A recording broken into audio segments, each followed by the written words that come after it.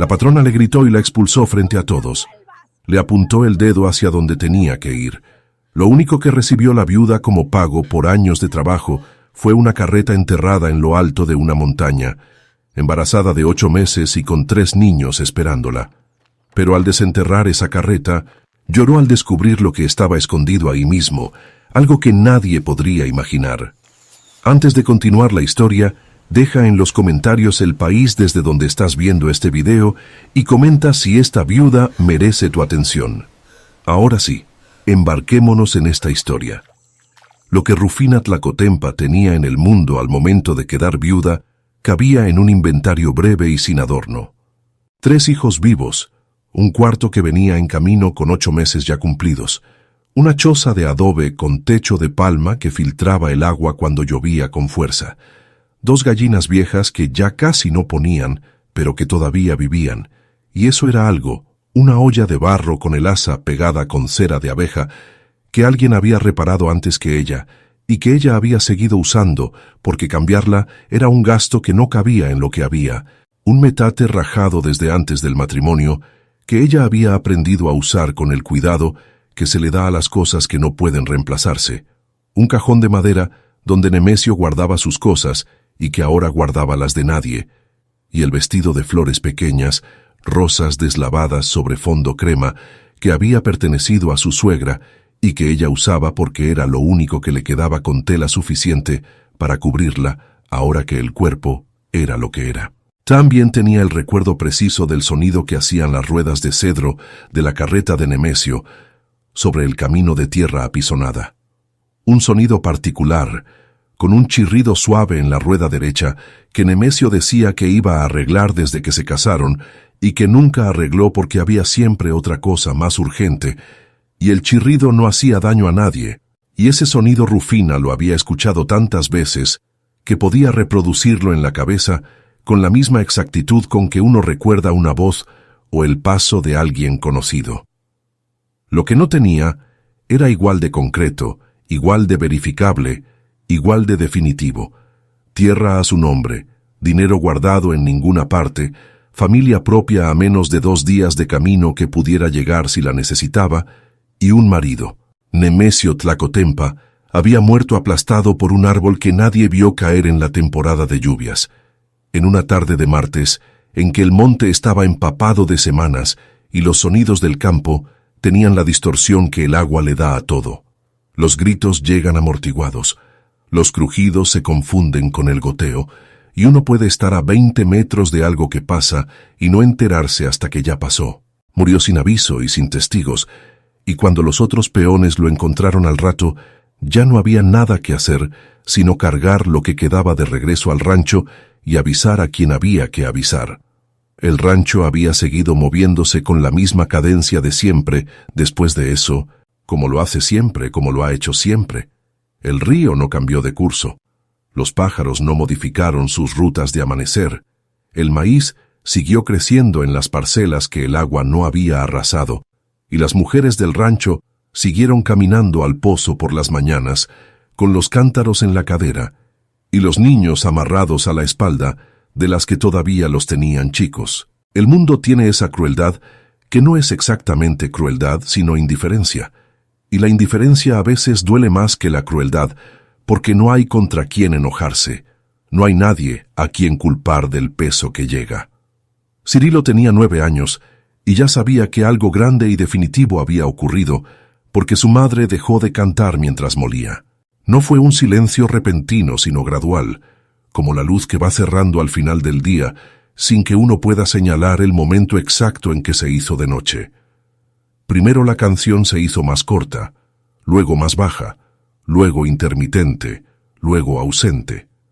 Antes cantaba cosas sin letra completa, fragmentos de canciones que había aprendido de su propia madre cuando era chica en otro rancho más al norte, y que repetía en voz baja mientras el metate hacía su trabajo con ese ritmo constante que a los niños les resulta tranquilizador sin que lo sepan. Cuando el canto dejó de estar, Cirilo lo notó antes de entender qué lo había reemplazado. Lo que lo había reemplazado era una concentración nueva en su madre, más densa y más quieta, como si estuviera usando la energía del canto para otra cosa que no se podía ver todavía, pero que ella ya estaba haciendo en silencio. Bulmaro tenía 7 años, y no lo sabía del todo, pero lo presentía en la manera en que su hermano mayor lo miraba cuando creía que nadie los veía, con esa gravedad que los niños grandes les transfieren a los chicos sin palabras, y que los chicos reciben aunque no sepan nombrar lo que están recibiendo. Tránsito tenía 4, y seguía preguntando por su padre con la persistencia tranquila y sin malicia de los niños que todavía no entienden que algunas preguntas no tienen respuesta, sino solo silencio o aplazamiento. Rufina respondía cada vez con la misma frase medida, calibrada para no mentir del todo, y no decir más de lo que los niños podían sostener, que papá se había ido al monte y tardaría en volver. Era postergación.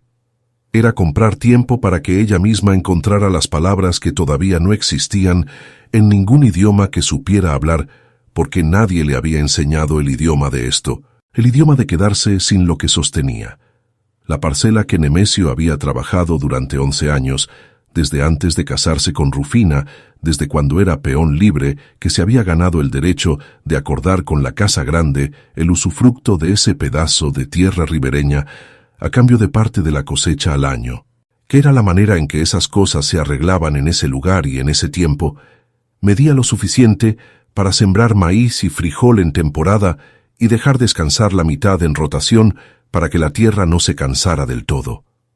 No era tierra propia en papel, eso Rufina lo sabía, pero era tierra que tenían, que sus hijos conocían, que el cuerpo de Nemesio había doblado durante más de una década con el azadón y el machete y el peso del agua en temporada de secas, cargada en cubeta desde el río, porque la parcela tenía una franja alejada del cauce que necesitaba riego manual en los meses de menos lluvia, y Nemesio lo hacía sin quejarse porque era la tierra que tenía, y la tierra que se tiene es la que se cuida. Había cosas que uno tiene aunque no exista todavía el papel que lo confirme. Eso Rufina lo sabía de una manera que no necesitaba explicarse, que estaba en el cuerpo antes de que pudiera ponerse en palabras. Lo que no sabía era cuánto tiempo le quedaba de tenerlo. Eso era lo que estaba a punto de aprender. Doña Severa Montiel vivía en la casa grande al norte del rancho, donde el camino se ensanchaba y los árboles habían sido talados para que la propiedad tuviera vista despejada hacia el río y hacia el camino principal que llegaba desde el pueblo. Techo de teja roja, que se veía desde lejos entre los árboles. Galería de madera pintada de verde oscuro con sillas de cuero claveteado. 3 cuartos de servicio en la parte trasera. Una cocina separada del cuerpo principal para que el calor de la lumbre no entrara a los aposentos. Un huerto pequeño con plantas que no crecían solas en esa zona y que habían sido cuidadas durante años por mujeres que doña Severa había contratado y despedido con la misma ecuanimidad con que uno cambia una herramienta cuando ya no corta bien. Doña Severa tenía 62 años y la complexión de alguien que ha comido bien toda su vida sin excederse nunca. Ancha de hombros, cuello corto, cara de planos duros y mandíbula cuadrada, y ojos de un castaño oscuro que miraban con la calma pesada de quien sabe que el tiempo siempre trabaja a su favor si uno tiene la paciencia de dejarlo trabajar y el poder de darle las condiciones para que lo haga. Era viuda desde hacía 17 años, pero su viudez era distinta a la de Rufina, como el adobe es distinto a la teja. Ambos materiales cubren lo que hay debajo, pero uno resiste los años sin ayuda y el otro cede si no se le cuida. La viudez de doña Severa la había dejado con tierras, con peones, con el derecho establecido y reconocido de decidir sobre las cosas y las personas de ese rancho. La viudez de Rufina la había dejado con una olla de barro, con el asa pegada con cera y 3 gallinas, 2 de las cuales ya casi no ponían. Eliodoro, el hijo, tenía 38 años, y la delgadez de los hombres que piensan más de lo que comen. Era de movimientos calmados, con un sombrero de fieltro que usaba incluso dentro de la casa, como si necesitara ese borde entre él y los demás, y una voz que sonaba siempre a punto de terminar la frase antes de terminarla, como si midiera las palabras no por su peso, sino por el espacio que ocupaban en el aire entre él y quien escuchaba. Administraba las cuentas del rancho con la minuciosidad de quien ha aprendido que los números no mienten si uno sabe cuáles poner y en qué orden ponerlos. A diferencia de su madre, casi nunca miraba a nadie directamente a los ojos, y eso generaba en quienes lo trataban una incomodidad particular y sostenida. Con doña Severa, uno sabía que lo miraban y que lo estaban midiendo, lo cual era incómodo, pero al menos era reconocible. Al menos sabía uno en qué consistía. Con Eliodoro, uno nunca sabía qué se estaba midiendo porque la medición era invisible, y lo invisible es siempre más perturbador que lo que se puede ver de frente, porque lo que se ve de frente, uno puede esquivar. Cuando Nemesio murió, Rufina no fue de inmediato a la casa grande. Esperó 4 días, que fue el tiempo que su cuerpo necesitó para pasar del entumecimiento inicial, ese estado donde todo se hace mecánico y preciso, encender el fuego, moler el maíz, dar de comer a los niños, lavar la ropa, acostarlos, volver a encender el fuego al día siguiente, a algo que se parecía más a la decisión. La decisión no era un plan completo todavía. Era solo la certeza de que tenía que moverse antes de que el mundo se moviera sobre ella primero. Porque el mundo en ese rancho se movía rápido cuando había tierra sin quien la defendiera, y había aprendido eso de ver a otras mujeres antes que ella. Se presentó un lunes temprano, antes de que el calor volviera el camino difícil, con tránsito en la cadera, y los 2 niños grandes caminando a sus lados. Los 4 llevaban los mismos vestidos y pantalones de siempre, limpios porque Rufina había lavado la ropa el sábado, aunque no tuviera ganas de hacerlo, porque hay cosas que se hacen no porque a uno le alcance el ánimo, sino porque dejar de hacerlas es perder algo más que la ropa limpia. Doña Severa la recibió en la galería de pie, sin ofrecerle asiento, con la taza de café en la mano derecha como alguien que está en medio de otra cosa, y hace una pausa de cortesía antes de volver a ella. Rufina explicó su situación con pocas palabras bien medidas, sin pedir más de lo que podía decirse, en 2 minutos, sin que la voz se quebrara, porque la voz no podía quebrarse ahí. Doña Severa la escuchó con la cabeza ligeramente inclinada a un lado, con la expresión de quien procesa información que ya tenía de antemano, y solo está verificando que la versión del otro coincide con lo que ya sabe. Luego le dijo con la misma calma con que habría hablado del precio del maíz, que la parcela no podía quedarse ociosa, que había compromisos de producción que el rancho no podía ignorar por consideraciones personales, y que le daba 1 mes para aclararse. Dijo aclararse, como si la situación de Rufina fuera un malentendido que ella misma podría resolver con suficiente voluntad y organización, como si la viudez fuera un estado provisional de confusión antes de llegar a alguna claridad que estaba esperando adelante. Rufina dijo que entendía, nada más. Giró con los niños y se fue por el camino. No esperó hasta estar entre los árboles para sentir lo que había sentido durante esos 2 minutos en la galería. Lo sintió en el camino, caminando, con tránsito en la cadera y el vientre de 8 meses, haciéndole cada paso un ejercicio de equilibrio. Era una presión en el pecho que no era exactamente miedo, sino algo más complicado y más permanente, algo que venía de reconocer claramente, quizás por primera vez con esa claridad, que el mundo donde vivía tenía sus propias reglas y que esas reglas no habían sido escritas pensando en ella, ni en mujeres como ella, ni en lo que le ocurría a una mujer en la situación en que ella estaba.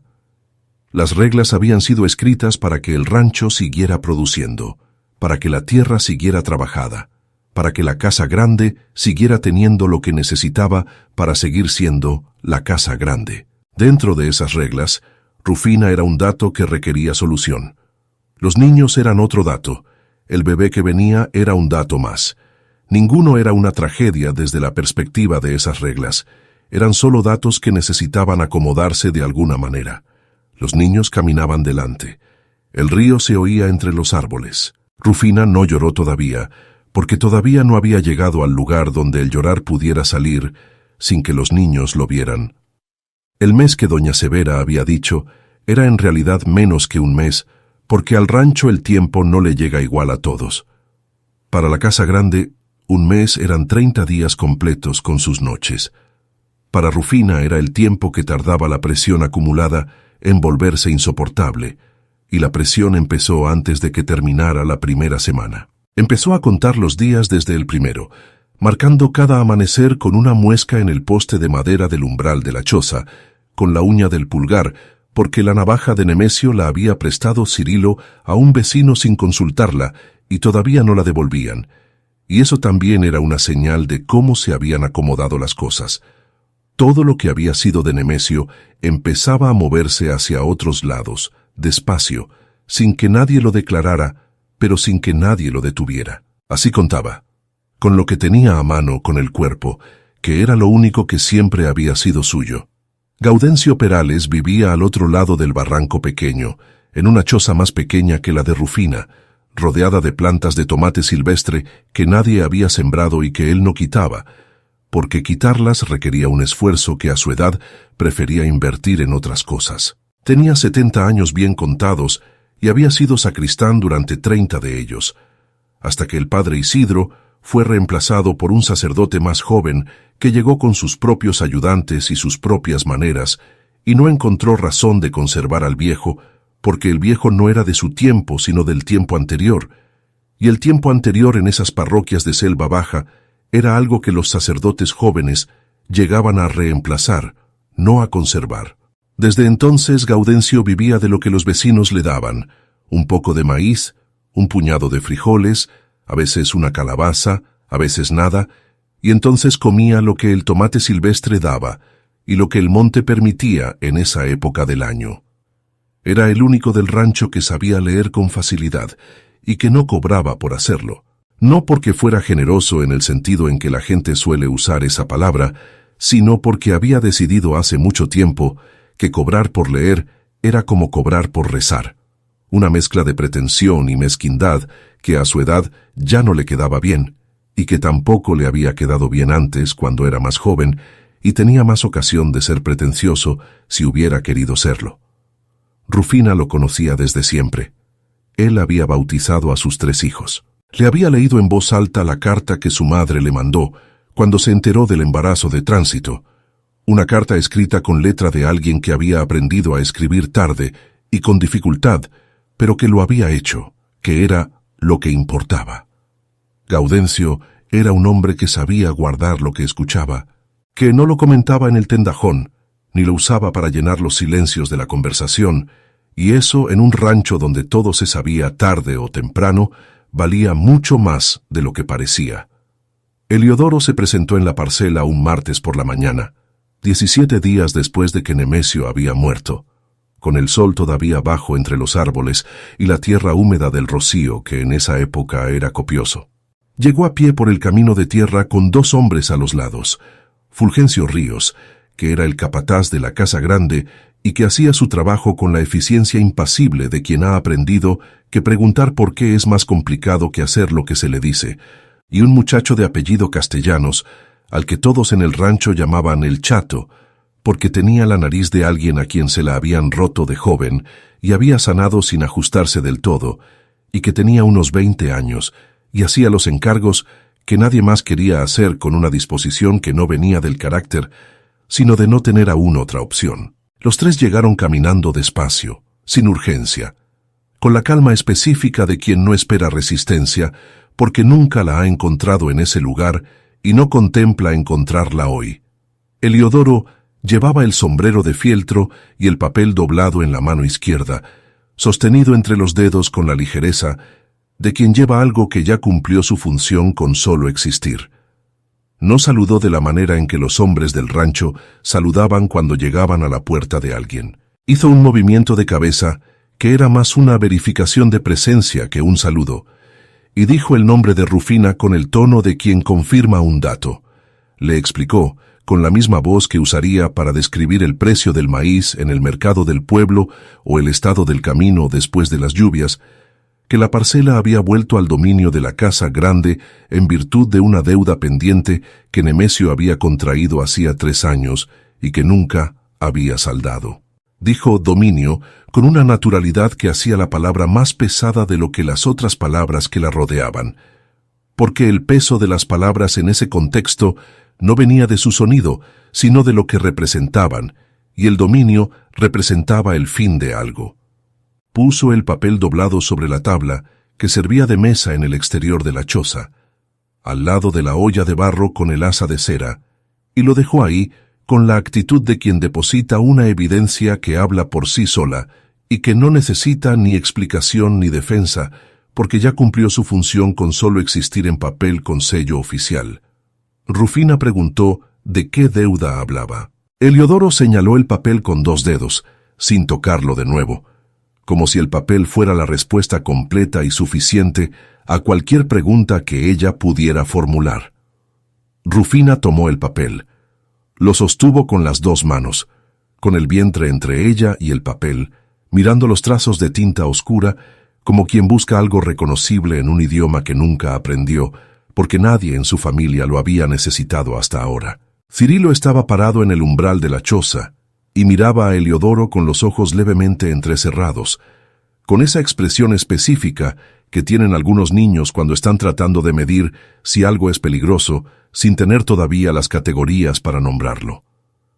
Fulgencio Ríos miraba hacia el río, con los brazos cruzados sobre el pecho y la cabeza girada como quien está esperando que termine algo en lo que no tiene participación real. El chato miraba el suelo con la concentración de quien no quiere que nadie vea lo que está pensando, que era probablemente que prefería estar en cualquier otro lugar que no fuera este, haciendo cualquier otro encargo que no fuera este. Nadie miraba a Rufina. Eliodoro repitió que tenía hasta fin de mes para desocupar la choza y la parcela.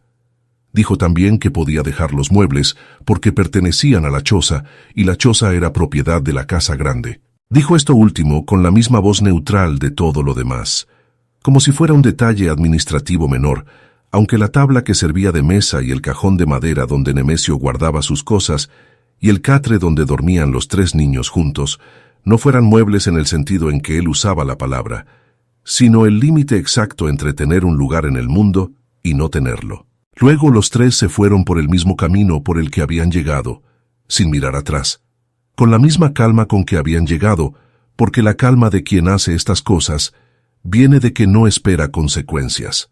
Rufina fue esa misma tarde a la choza de Gaudencio. Llevó a todos porque no tenía con quién dejarlos y porque en ese momento no quería que ninguno de los 4 se alejara de ella más de lo necesario, que era una manera de mantener control sobre lo poco que todavía podía controlar. Gaudencio los recibió en el umbral, miró a Rufina, luego miró el papel que ella llevaba en la mano, y extendió la suya sin que ella dijera nada todavía.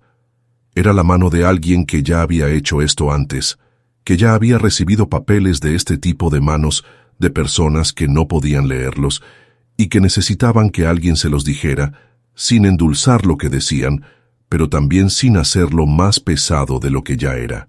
Los niños se sentaron afuera en el suelo, en el orden que siempre guardaban sin que nadie se los dijera. Cirilo en el centro, Bulmaro a su derecha, Tránsito entre los 2 con las piernas cortas estiradas frente a ella, mirando las plantas de tomate silvestre como si tuvieran algo interesante que decirle. Gaudencio abrió el papel con el cuidado de quien manipula cosas que importan, aunque no sean frágiles, y lo leyó completo 2 veces antes de decir una sola palabra.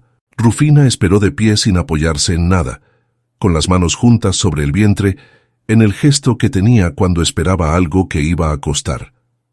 Gaudencio le dijo que la deuda en el papel tenía fecha de 3 años atrás.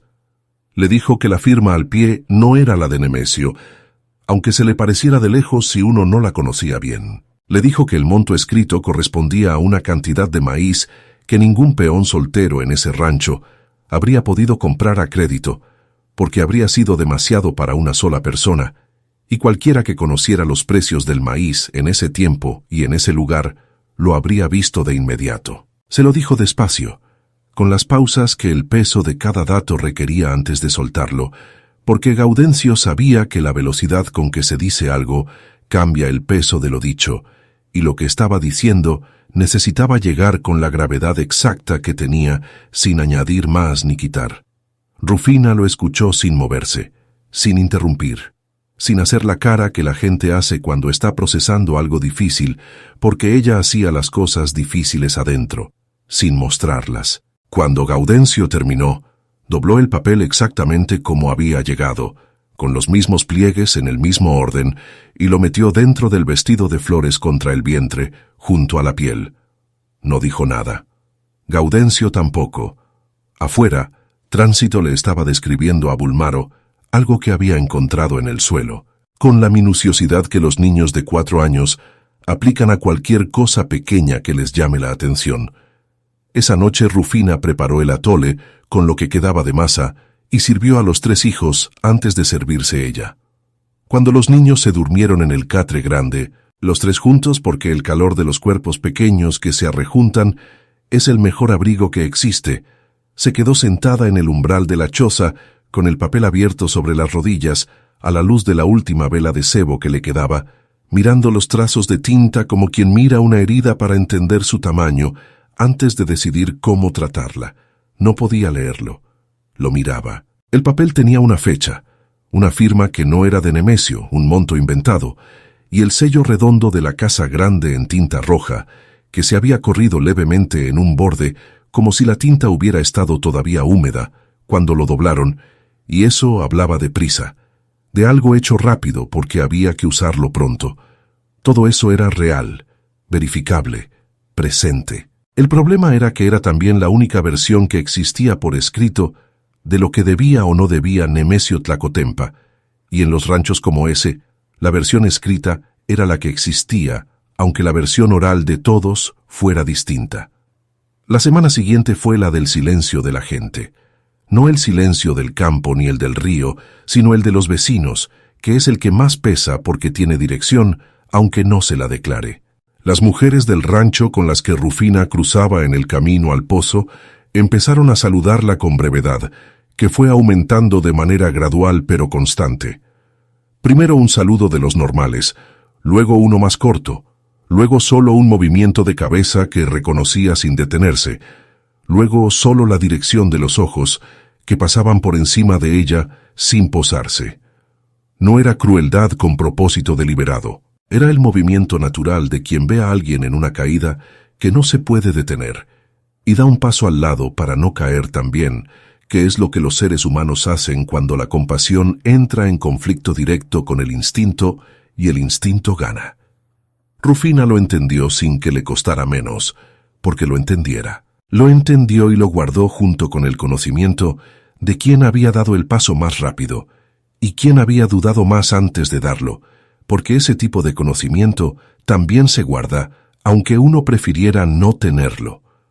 Abundio Crisóstomo tenía el tendajón en el cruce de los 2 caminos principales del rancho, con mostrador de madera desgastada por los años de apoyos y golpes, y estantes de tabla donde guardaba de todo en cantidades pequeñas porque el negocio en el rancho no daba para inventarios grandes.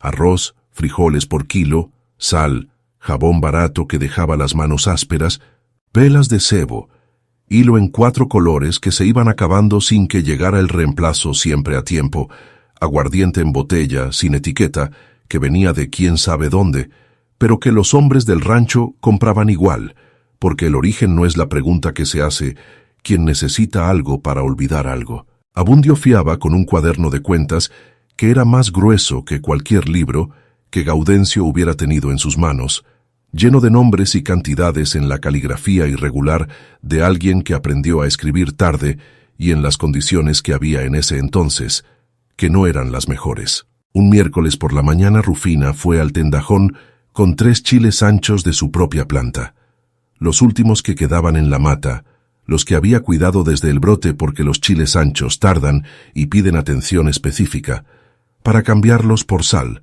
porque los niños llevaban 2 días comiendo sin ella, y eso le parecía una indignidad que se podía remediar si había alguien dispuesto a cambiar unos chiles buenos por un poco de sal. Abundio tomó los chiles. Los inspeccionó como siempre inspeccionaba lo que le traían, volteándolos oliendo uno. Los dejó sobre el mostrador.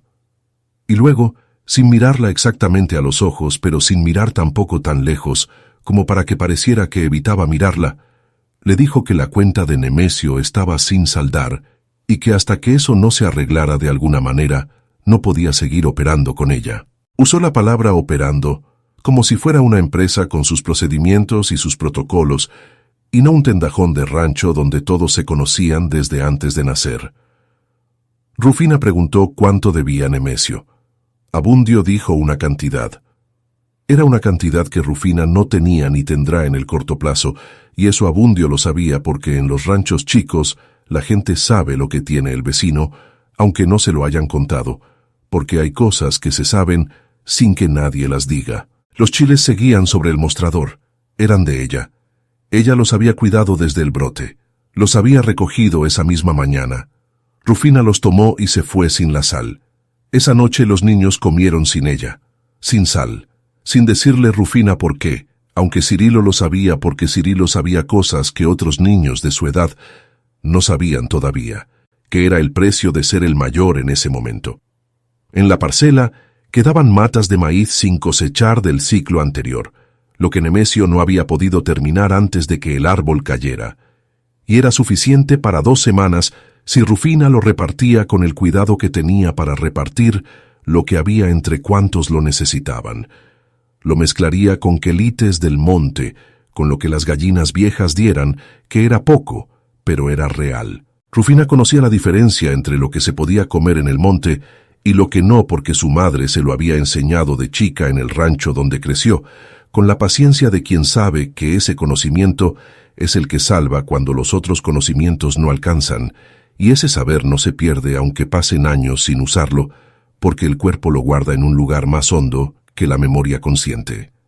Pero 2 semanas era lo que había.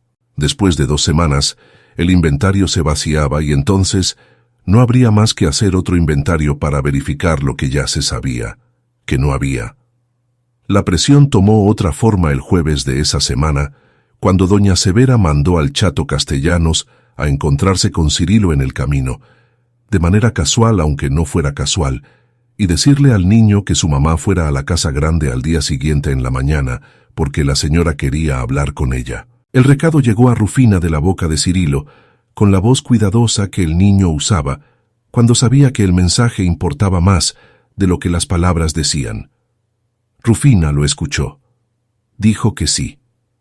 Esa noche se quedó despierta hasta tarde en el umbral, no de angustia exactamente porque la angustia ya había pasado a algo más quieto y más permanente, sino de ese estado de alerta que el cuerpo mantiene cuando sabe que al día siguiente viene algo que va a pedir todo lo que hay disponible y quizás más, y que más vale estar lista, aunque no se sepa para qué exactamente.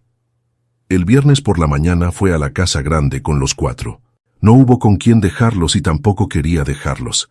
Quería que estuvieran ahí, que doña Severa los viera juntos, que la imagen de esa mujer cargando a una niña de 4 años en la cadera y caminando sobre el lodo del camino con el vientre de 8 meses y 2 niños a los lados fuera parte de la conversación, aunque nadie la nombrara, porque las cosas que no se nombran siguen estando y a veces pesan más que las que sí. Doña Severa estaba en la galería sentada esta vez, con la espalda recta contra el respaldo de la silla de cuero y los brazos sobre los de la silla con la postura de quien ha decidido de antemano el resultado de la conversación y solo espera que el otro llegue a la misma conclusión. Eliodoro estaba de pie a su lado, ligeramente detrás, mirando hacia el río con esa costumbre suya de no mirar lo que estaba midiendo. La galería olía a café y a madera vieja que había absorbido años de clima húmedo, y a algo floral que venía de adentro de la casa, algo que no crecía en ese rancho, sino que llegaba en frasquito desde el pueblo y que costaba lo que Rufina no tenía para costear. Rufina se paró frente a doña Severa, con los niños alrededor de ella. Cirilo le tomó la mano. Era el niño quien sostenía a la madre, con los 9 años y la mano pequeña y firme, y eso era más de lo que Rufina podía haber pedido y más de lo que ninguno de los dos hubiera sabido decir en voz alta si alguien les hubiera preguntado. Doña Severa habló con la calma de quien no necesita levantar la voz, porque su voz llena el espacio disponible sin esfuerzo, porque el espacio disponible ha aprendido a hacer lugar para esa voz. Dijo que había pensado detenidamente en la situación de Rufina, y usó situación con la misma distancia que usaría para hablar del estado de la cosecha o de la condición del camino después de las lluvias, como si la situación de Rufina fuera una condición climática o agrícola, y no el resultado de decisiones que personas específicas habían tomado. Dijo que había llegado a la conclusión de que lo más conveniente para todos, para Rufina y sus hijos principalmente, era una solución que diera estabilidad a la familia y permitiera que la parcela continuara produciendo.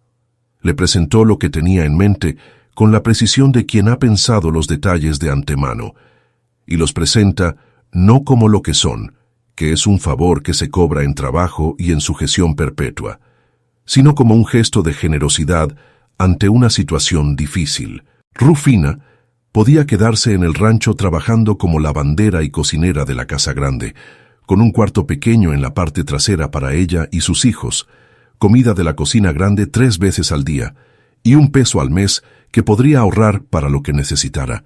Dijo que era una oferta generosa dadas las circunstancias. Dijo generosa 2 veces. La segunda vez lo dijo mirando a Rufina directamente, como alguien que pone una palabra sobre la mesa y espera que el otro la tome con las 2 manos, porque sería lo más razonable y lo más agradecido. Cirilo apretó más fuerte la mano de su madre. Rufina sintió ese apretón, y algo en ella se asentó, como cuando uno encuentra el punto exacto de equilibrio en el último momento antes de que el cuerpo elija por sí solo. Miró a doña Severa un momento, que fue más largo de lo que la otra mujer esperaba, y eso se notaba en el movimiento casi imperceptible de sus labios y en la manera en que su mano ajustó el agarre de la taza de café sin que ella lo supiera. Luego Rufina dijo, con voz normal, sin subir ni bajar el tono, que lo iba a pensar. Doña Severa abrió apenas la boca. La cerró. Heliodoro siguió mirando el río, sin que nada en su postura cambiara externamente, pero algo en el aire de la galería cambió de una manera mínima, como cambia la presión del tiempo antes de que llegue la lluvia y el cuerpo lo siente antes de que el cielo lo muestre. Rufina giró con los niños y se fue por el camino de tierra, sin apresurarse, con tránsito en la cadera y los niños grandes caminando delante. No miró hacia atrás porque ya no había nada en esa dirección que necesitara ver todavía. Nadie en el rancho le había dicho, lo voy a pensar a doña Severa Montiel en los años que llevaba siendo la patrona, que eran todos los años que cualquier persona viva en ese rancho podía recordar con claridad. No porque no pudieran, sino porque la posibilidad no se les ocurría. Porque la autoridad de doña Severa era de las que no esperan deliberación, sino aceptación. Y la diferencia entre una puerta y una pared es que una se abre y la otra no. Y en ese rancho, doña Severa era la pared y todo el mundo lo sabía antes de necesitar comprobarlo. Que Rufina le dijera que lo iba a pensar era, en el vocabulario de ese lugar y de ese tiempo, una declaración de que todavía existía un adentro propio en ella donde las cosas se decidían. Un espacio que la casa grande no administraba todavía, aunque administrara la tierra y la choza y el inventario de herramientas. Ese adentro era lo que Rufina tenía en ese momento. Era poco, era suficiente. La noche que siguió fue la más larga de las semanas desde que Nemesio había muerto. No porque Rufina llorara más que otras noches. Lloraba poco y siempre sola, en el momento en que los niños se dormían y ella podía quedarse en el umbral con la oscuridad, sino porque en esta noche no lloraba del todo y tampoco dormía. Se quedó sentada en el umbral con el río sonando al fondo, un sonido sordo y constante que en la temporada decreciente tomaba una densidad casi física, como si el agua tuviera peso audible, como si el río mascullara algo en un idioma sin palabras, pero con intención. El sonido del río a esa hora y en esa época era parte del orden del mundo que conocía, y a veces el orden del mundo conocido es lo único que hay cuando todo lo demás se deshace. Fue ahí, sentada en ese umbral, escuchando el río que crecía, donde le volvió una frase de Nemesio. No una frase importante ni pronunciada con énfasis, una frase dicha de paso, en una de las tardes de lluvia fuerte del año anterior, cuando los dos estaban adentro de la choza esperando que escampara, y Nemesio miraba por la rendija de la puerta hacia el monte, con esa manera suya de mirar las cosas, sin decir exactamente lo que pensaba. Le había dicho que había enterrado la carreta, envuelta en petate, entre las 2 ceibas grandes que estaban a 20 pasos del barranco, donde el río doblaba hacia el sur, para que no se la llevara la crecida si el agua subía demasiado. Que si algo le pasaba, ella sabría dónde estaba. Rufina había escuchado eso y lo había dejado pasar como se dejan pasar las precauciones de los hombres que hablan del futuro sin creer del todo en él, o creyendo de una manera que no se comparte porque nombrar las desgracias posibles es, para cierta gente, una forma de atraerlas. Nemesio hablaba así a veces, con una previsión callada que ella reconocía, pero que en ese entonces no había necesitado tomarse del todo en serio, porque el presente siempre pedía más atención que cualquier futuro hipotético. Le había dicho que sí, que ya, y los dos habían seguido esperando que la lluvia se diera. La frase había quedado guardada en algún lugar de la memoria que no es el de uso frecuente, sino el de las cosas que esperan sin anunciarse hasta que hacen falta. Esa noche hacían falta. Las dos ceibas grandes, a 20 pasos del barranco donde el río doblaba. Salió antes del amanecer. No podía dejar a los niños dormidos y solos porque algo en ella no lo permitía, no como regla, sino como convicción física. No iba a alejarse de ellos en ese momento. Los despertó con suavidad, sin encender vela, hablándoles en voz baja sobre que iban al monte un momento antes de que llegara el calor. Cirilo se levantó sin preguntar. Bulmaro preguntó si habría algo de comer al regresar, y Rufina le dijo que sí. Tránsito se durmió en los brazos de Cirilo mientras caminaban, y Cirilo la cargó como si fuera algo normal cargar a tu hermana dormida por el monte antes del amanecer, que quizás para entonces ya lo era. La selva a esa hora tenía su propia oscuridad, más densa y más viva que la del campo abierto, con ruidos que venían de varios lados y alturas, el goteo del agua de hoja en hoja, algo que se movía en la maleza sin mostrarse, el río más cercano a medida que avanzaban. Rufina llevaba la pala de palo que había guardado debajo del catre antes de que Fulgencio Ríos viniera con Heliodoro a hacer el inventario de herramientas, porque algo en ella supo antes de que llegaran que vendrían por lo que se pudiera llevar, y que valía la pena guardar antes lo que se pudiera guardar, que era esa parte de ella que calculaba en silencio y con tiempo las cosas que el miedo en otras personas apaga. Buscó con los ojos y con los pies, avanzando despacio, probando el suelo antes de cada paso, en los lugares donde la tierra era más suave y más oscura. Los niños la seguían callados con esa obediencia específica que los hijos tienen cuando saben que su madre está haciendo algo que importa, aunque no sepan todavía exactamente qué. Bulmaro se cansó a los 40 minutos y se sentó en un tronco sin decir nada, solo sentarse, que era la manera de los niños de 7 años de decir ya fue suficiente por ahora. Rufina no le dijo nada porque le parecía justo. Siguió buscando. Fue Cirilo el que lo vio. Estaba cargando a Tránsito, que se había vuelto a dormir con la confianza absoluta de quien no tiene que resolver el problema, mirando el suelo con los ojos entrecerrados de quien busca algo sin saber con exactitud qué forma tiene lo que busca, y de pronto se detuvo y dijo en voz baja, «Mamá», nada más, solo mamá, con el tono que usa quien ha encontrado algo y quiere que el otro llegue antes de decir lo que es. Rufina fue a donde él miraba. Entre dos raíces gruesas de una de las ceibas, a ras del suelo, asomaba el borde curvo de algo que no era raíz ni piedra ni barro endurecido. Era madera, era la forma del arco de una rueda de carreta. Tardaron 2 horas más en desenterrar suficiente para ver lo que había debajo. Rufina cavaba donde podía, con el vientre limitando los ángulos posibles, pero sin detenerse, porque detenerse no era una opción que contemplara en ese momento. Cirilo cavaba con las manos en los lados donde la pala no llegaba bien, sacando la tierra húmeda en puñados y echándola detrás con la seriedad de quien hace algo que importa y tiene conciencia de que importa. Bulmaro se levantó del tronco y se sumó sin que nadie se lo pidiera, cavando con un palo que encontró y que no era tan útil como la pala, pero era algo, que era la actitud que tenía para las cosas, sin herramienta perfecta, usar lo que había. El amanecer empezó a llegar entre las ceibas en tiras delgadas de claridad amarilla que se ensanchaban lentamente, iluminando primero el follaje de arriba y después, poco a poco, el suelo donde estaban. Con esa luz fue apareciendo la carreta completa. La caja de madera oscurecida por el tiempo y la humedad de meses bajo tierra, las dos ruedas con los rayos intactos, el eje de hierro que Nemesio había mandado a hacer con el herrero del pueblo, pagándolo a plazos, porque ese tipo de trabajo costaba lo que a él le costaba ganar en varias semanas.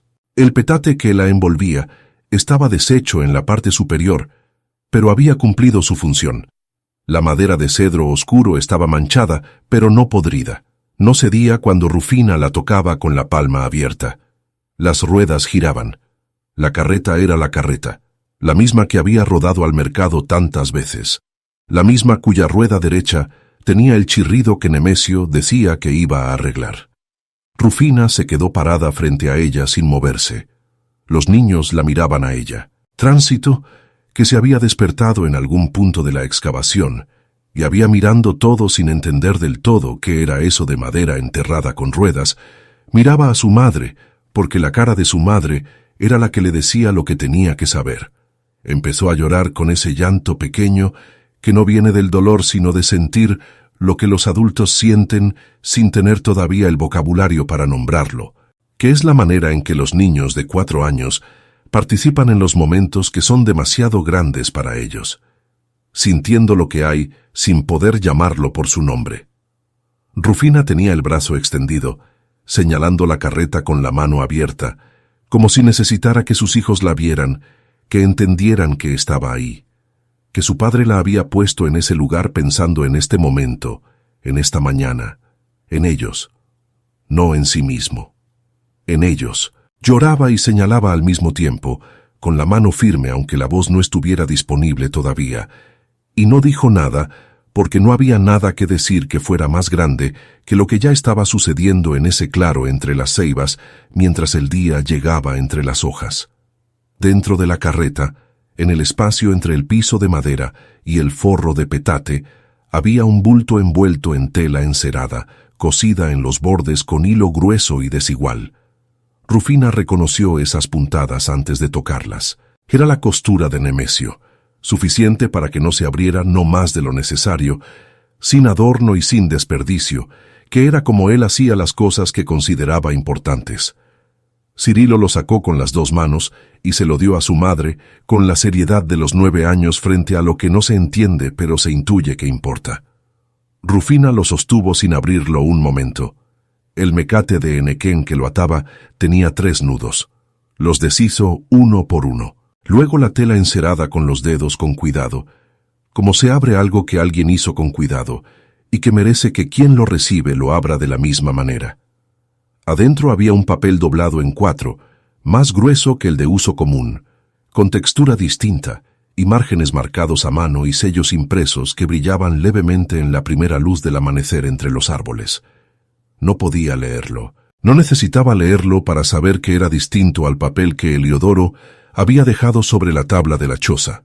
Ese lo había sentido de una manera. Este lo sentía de otra completamente. Tenía el peso específico de las cosas que alguien hizo con tiempo y con cuidado y sin decirlo. Porque a veces el amor que no se nombra se guarda en lugares precisos esperando a que haga falta. Lo dobló. Lo metió en el vestido de flores contra el vientre, junto al otro. Les dijo a los hijos que era hora de regresar. Gaudencio estaba despierto cuando llegaron. Era hombre de poco sueño y mucho amanecer, y cuando vio a Rufina llegar con los 4 hijos por el camino de la selva, con el lodo hasta los tobillos y la pala en la mano, y la cara de quien ha encontrado algo que no esperaba aunque lo buscara, supo antes de que ella hablara que algo había cambiado en la dirección de las cosas, no necesariamente a su favor todavía, eso no podía saberlo, pero en una dirección diferente a la que traía desde que Nemesio murió y que hasta esa noche parecía ir en un solo sentido. Rufina puso el papel en sus manos sin preámbulo ni explicación. Gaudencio lo desplegó, lo acercó a sus ojos que a los 70 años ya no alcanzaban bien en la distancia, pero que en distancia corta todavía funcionaban, y leyó. La primera vez para entender, la segunda para estar seguro, la tercera en voz alta, con las pausas que merecen las palabras que se dicen una sola vez, y tienen que quedar bien dichas, porque lo que dicen importa. Era el título de propiedad de la parcela ribereña, firmado con el nombre completo de Nemesio Tlacotempa, trazado con la mano guiada de quien no escribe, pero ha memorizado la forma de su nombre para este tipo de momento, y con la huella del pulgar derecho en tinta azul, porque Nemesio sabía que su huella era su firma verdadera, y así lo había tramitado. Sellado por la autoridad correspondiente del pueblo, con el sello oficial que Gaudencio conocía de sus años de sacristán, cuando había firmado y visto firmar documentos civiles y parroquiales junto a los religiosos. Debajo del nombre de Nemesio, aparecía el de Rufina como cónyuge con derecho pleno de usufructo y sucesión directa, lo cual significaba que si Nemesio moría antes que ella, la tierra era de ella, y si ella moría antes que los hijos, la tierra era de los hijos. El documento tenía fecha de 12 meses atrás. Nemesio lo había tramitado en el pueblo, en los días que Rufina creía que iba al mercado de maíz, viajando en las mañanas y regresando por las tardes sin explicar de más, porque Nemesio era hombre que explicaba lo que era necesario explicar y no más. Había pagado el trámite con lo que había guardado durante 3 temporadas de ahorro, sin decírselo a nadie, ni a ella, no por secreto, sino porque algunos hombres hacen las cosas importantes en silencio hasta que están hechas, como quien planta antes de anunciar que habrá cosecha. Había metido ese papel en la carreta porque la carreta era lo más seguro que tenía, y había enterrado la carreta porque la tierra guarda mejor que ningún otro lugar lo que se le confía, que es algo que los hombres de rancho saben de una manera que no se aprende en libros, sino en años de depender de lo que la tierra hace con lo que uno le da. Gaudencio terminó de leer y dobló el papel con las manos levemente temblorosas, no de vejez, sino de lo que sentía en ese momento, que a los 70 años todavía se manifiesta en el cuerpo antes de que uno lo autorice. Miró a Rufina. Rufina lo miraba de frente, con los ojos todavía cargados, pero la postura recta, la misma postura de siempre. Gaudencio dijo que había que ir a la casa grande. Rufina dijo que lo sabía. Dijo que no quería ir sola. No fue sola. Austreberto Daza vivía a 300 metros de la choza de Rufina, en una parcela que lindaba con la suya por el lado del monte. Había conocido a Nemesio desde que los dos eran jóvenes, antes de que cada quien tuviera acordada su tierra, y habían trabajado juntos en varios ciclos, y se habían prestado herramientas, y habían cargado agua juntos en las secas, sin que ninguno llevara la cuenta de lo que se debían, porque ese tipo de cuentas no se lleva entre cierta clase de hombres. Era callado, de unos 45 años, con manos que contaban los años de trabajo sin necesitar que él los nombrara, y con una costumbre de no hablar a menos que hubiera algo que valiera la pena decir. Cuando Rufina fue a buscarlo y le explicó con pocas palabras lo que había encontrado, mostrándole el título que Gaudencio sostenía, Austreberto lo miró y luego miró a Rufina y dijo que sí sin preguntar más. Su cuñado Nemorio, hombre igualmente callado pero de complexión más grande, dijo lo mismo cuando Austreberto fue a buscarlo. Los dos no discutieron en voz alta por qué iban. Iban, que era la forma en que expresaban lo que les importaba. El grupo fue a las 10 de la mañana. Rufina, Gaudencio, Austreberto, Nemorio y Cirilo, que Rufina llevó porque era el mayor y porque ya era el momento de que viera cómo se hacen ciertas cosas. Los 3 menores quedaron con Celestina, la vecina del otro lado del barranco, que cuando entendió de qué se trataba, dijo sin dudar que se los cuidaba y le dio a Bulmaro un pedazo de piloncillo para que no preguntara tanto. El camino a la casa grande era el mismo de siempre. El mismo lodo, los mismos árboles, el mismo tramo donde la vista se abría hacia el río. Rufina lo caminó con la postura de siempre, derecha, sin apurarse, con el vientre de 8 meses y medio como proa de algo que iba en una dirección. Cirilo caminaba a su lado izquierdo. Gaudencio llevaba el título en la mano. Doña Severa estaba en la galería, sentada con la postura y la cara y el café de siempre. Eliodoro estaba de pie a su lado. Vio el grupo llegar y algo en su mirada cambió de manera casi imperceptible. No miedo, sino el ajuste silencioso de quien recalcula sin mostrar que está recalculando. Gaudencio Puso el título sobre la mesa de la galería y lo leyó en voz alta con la voz de quien ha leído documentos importantes en voz alta durante décadas y sabe que la claridad es la forma más eficaz de la seriedad. Señaló la fecha, la firma, el sello, el nombre de Rufina debajo del de Nemesio. Eliodoro tomó el papel. Lo estudió más tiempo del necesario para entenderlo, porque estudiar algo es una forma de comprar tiempo para recalcular, y el tiempo siempre es un recurso cuando uno necesita pensar sin que se vea que está pensando. Doña Severa no habló durante un rato. Miraba el papel en manos de su hijo, luego levantó la vista hacia Rufina con los ojos de siempre, y dijo que habría que verificarlo. Rufina respondió que cuando terminaran de verificarlo, ella estaría en su parcela. Doña Severa abrió la boca. La cerró. Eliodoro dobló el papel, lo dejó sobre la mesa y no dijo nada. Austreberto y Nemorio no dijeron nada tampoco. No hacía falta. Estaban ahí, que era lo que se había pedido. Rufina se fue con su grupo por el camino de tierra. No miró hacia la galería al irse. La verificación tomó 2 semanas. No porque el documento fuera difícil de verificar. Era un título oficial, sellado con todos los elementos que un trámite de ese tipo requería, tramitado por los canales que existían para eso, sino porque las resoluciones en los ranchos de la Selva Baja se mueven al ritmo que conviene a quien tiene el poder de determinar ese ritmo. Y doña Severa tenía ese poder aunque ya no tuviera el título de la parcela. Vino un señor del pueblo un martes, con traje oscuro y maletín de cuero que nadie del rancho conocía de nombre, y pasó media hora en la casa grande. Nadie supo exactamente qué dijo. Lo que llegó al resto fue solo que el señor había venido y que el señor se había ido, que era en sí mismo una señal de que las cosas se estaban moviendo, aunque la dirección no fuera todavía completamente visible desde donde estaba Rufina.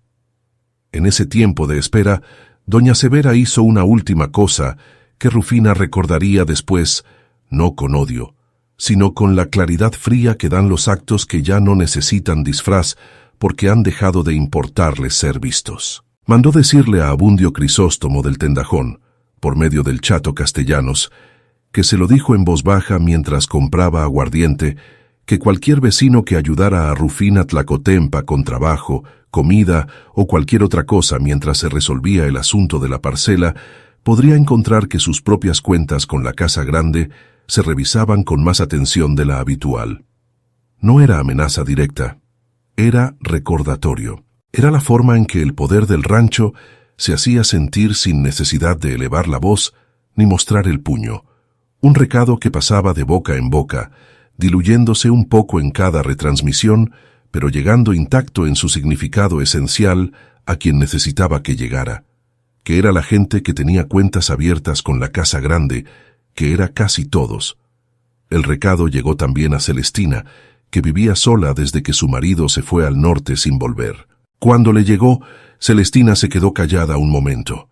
Luego fue a la choza de Rufina y dejó en el umbral un caldo de frijoles en olla tapadada y 2 tortillas gruesas sin decir nada, solo dejarlas, golpear el marco de la puerta, esperar a que Rufina asomara, señalar la olla con el mentón y volverse a su casa. Eso fue todo. No fue poco. En el contexto de ese rancho, en ese momento, no fue poco en absoluto. Gaudencio siguió pasando cada 2 o 3 días, sin anunciarse y sin traer nada en particular, solo estando, que es la forma en que la gente que no tiene mucho material que dar, da lo que tiene y lo que tiene es presencia y continuidad. Y Austreberto mandó un día a Nemorio con un poco de maíz seco en costal pequeño, no mucho, lo que podía mandarse sin que nadie lo tomara como declaración de algo, y Nemorio lo dejó en el umbral sin llamar y se fue. Rufina lo guardó adentro sin comentarlo con nadie, porque en ese rancho, en ese momento, agradecer en voz alta habría sido señalar a quien había ayudado hacia el recado de doña Severa, y eso no era algo que Rufina iba a hacer.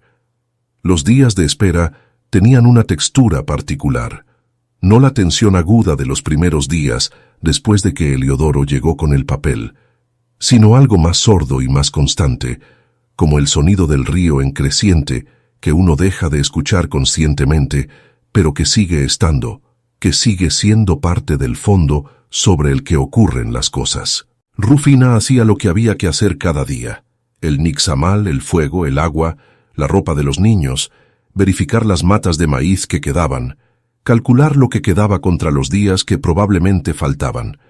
Calculaba mucho en esos días, con la misma precisión con que Nemesio había calculado cuántas temporadas de ahorro necesitaba para pagar el título. Ella calculaba cuántos días más podían sostenerse con lo que había y qué había que conseguir y de dónde, y esos cálculos los hacía en silencio, sin compartirlos con nadie, porque el peso del cálculo lo cargaba sola como cargaba el resto. Cirilo ayudaba sin que nadie se lo pidiera. Se había convertido en los últimos días en alguien que miraba lo que hacía falta y lo hacía, que es una manera de crecer que nadie elige, pero que ocurre de todas formas cuando las circunstancias lo requieren. Cargaba agua del río. Buscaba quelites en el borde del monte que Rufina le había enseñado a identificar. Cuidaba a Tránsito cuando Rufina necesitaba hacer algo con las dos manos libres. No pedía explicaciones de nada, porque Cirilo había entendido, de una manera que los 9 años no deberían todavía necesitar entender, que las explicaciones en ese momento eran un gasto que nadie podía permitirse. La resolución llegó el miércoles de la segunda semana de espera, de la manera en que llegan las cosas cuando el poder no se mueve de golpe, sino por presión sostenida, sin ceremonia y sin explicación y sin nadie que levantara la voz.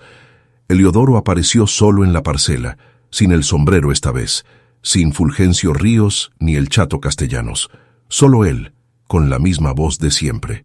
Le dijo a Rufina que el título había sido verificado como válido según la autoridad correspondiente, y que la parcela quedaba a nombre de Rufina Tlacotempa, según lo que establecía el documento de Nemesio. No se disculpó. No explicó el papel doblado con la firma falsa que había dejado sobre la tabla de la choza. No mencionó la deuda, ni su origen, ni su monto, ni por qué no se había vuelto a hablar de ella. Dijo que si en algún momento necesitaba semilla para el siguiente ciclo, podía pedirla a la casa grande con el descuento habitual, como cualquier persona con acuerdo de usufructo en el rancho. Luego dio media vuelta y se fue. Rufina lo vio irse desde el centro de la parcela, parada sobre la tierra húmeda con los pies descalzos en el suelo que era suyo.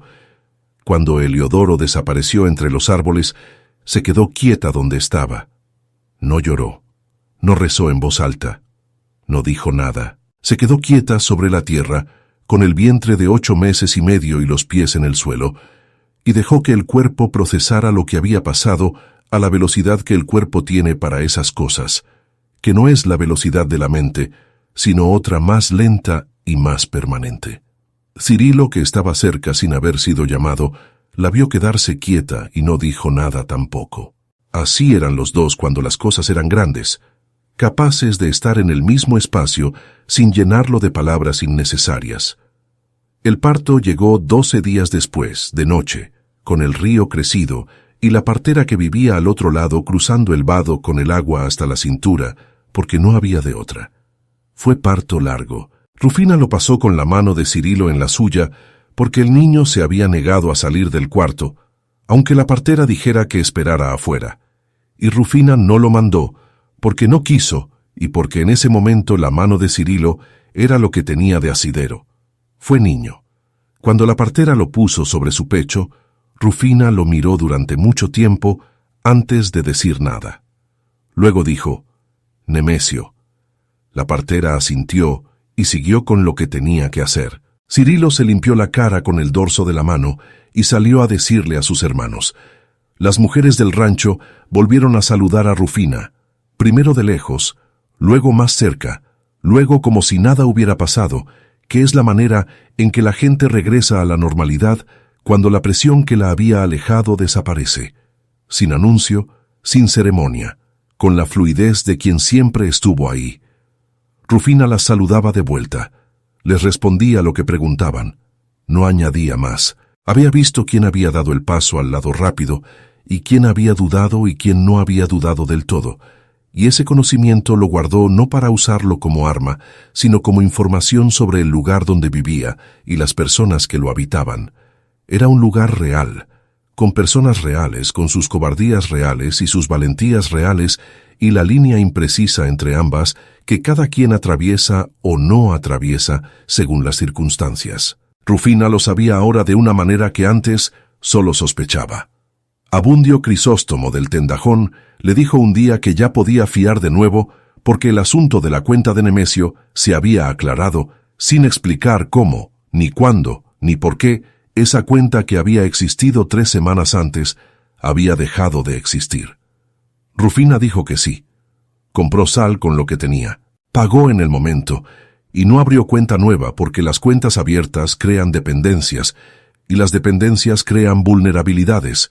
Y Rufina había aprendido cosas sobre las vulnerabilidades en las últimas semanas que no tenía intención de olvidar. La carreta fue sacada del todo de la tierra por Cirilo y Austreberto con la ayuda de Nemorio y un cuarto hombre que se sumó porque estaba pasando y le pareció que hacía falta. Quedó en el patio de la choza durante 3 días mientras Rufina la inspeccionaba con la minuciosidad de quien atiende algo que ha vuelto de donde parecía que no volvería. La madera de cedro estaba manchada pero firme. Las ruedas giraban. El eje de hierro estaba oxidado pero funcional con aceite de higuerilla que Gaudencio consiguió. Rufina la aceitó ella misma, en cuclillas junto a cada rueda, con un trapo viejo, con la misma concentración con que uno atiende algo vivo que ha necesitado cuidado. Cirilo llevó las riendas el primer viaje.